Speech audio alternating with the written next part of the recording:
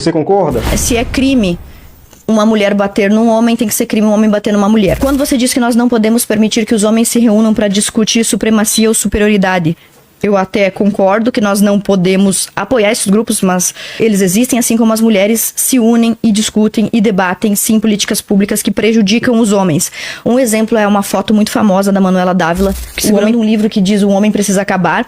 Outro exemplo bem grave sobre isso foi uma campanha de camisetas que surgiu nos Estados Unidos. Tinha como lema: "Meninos são estúpidos, joguem pedras neles", ou "Fábrica da estupidez, o lugar onde os meninos são produzidos".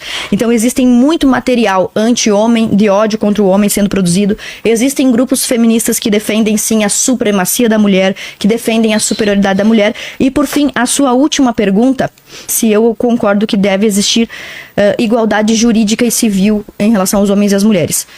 De modo geral, sim, eu concordo que a lei deve ser justa, principalmente quando se trata, por exemplo, do Código Penal. Se é crime uma mulher bater num homem, tem que ser crime um homem bater numa mulher. Se é crime um homem mentir sobre uma mulher, deve ser crime a mulher mentir sobre o homem. Mas não é isso que a gente verifica nas leis. Nós temos uma infinidade de leis que, na verdade, só defendem as mulheres. Leis que favorecem as mulheres. A própria lei do feminicídio não necessariamente favorece as mulheres, mas ela considera que o crime contra a mulher é mais grave do que o crime contra o homem, porque a pena é maior, né? Nós temos também, por exemplo, a Lei 13.642, que é sobre a atribuição da Polícia Federal para investigar machismo online.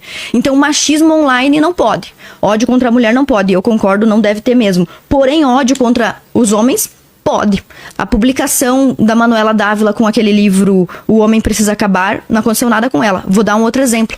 A atriz famosa Tayla Ayala, quando ela engravidou pela primeira vez do filho dela, de um menino, a atriz Tayla Ayala deu uma entrevista, respondeu uma pergunta numa caixinha, dizendo que eu queria que fosse uma menina, porque criar homem é difícil, porque as mulheres são maravilhosas, as mulheres são incríveis, mas os homens...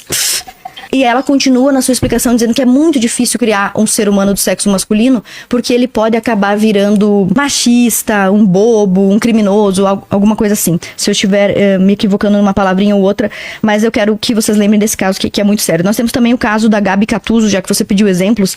A Gabi Catuzzo é uma gamer, e durante um programa, ela perdeu até o patrocínio, ou seja, quem a puniu foi a empresa, porque a legislação brasileira não a puniu. Ela estava numa live e disse que homem era lixo, e aí alguém contestou: "Você acha mesmo que homem é lixo? Não precisa generalizar". E ela respondeu: "Precisa generalizar sim. Quando a gente fala esse tipo de coisa, vem os caras dizendo que não precisa generalizar, não é todo mundo. E na primeira oportunidade fica sendo escroto. Homem que não é merda é exceção. A maioria dos homens são merda". A Gabi Catuzzo disse isso. Então eu citei casos internacionais, casos brasileiros. Então nós temos uma lei, que é a lei da 13.642, que proíbe o machismo online. Tem alguma lei que proíbe a misandria online? Eu acho que não, né? Não tem essa lei.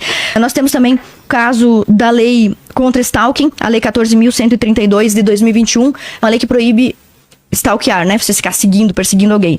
Só que a lei tem um agravamento de pena se a vítima for mulher. Se você perseguir uma mulher, por exemplo, que tá apaixonado, ficar seguindo ela, mandando mensagem, mandando flores, a pena é pior do que se a mulher perseguir um cara. Deixe sua opinião aqui nos comentários, deixe seu like nesse vídeo e me siga para mais vídeos como esse.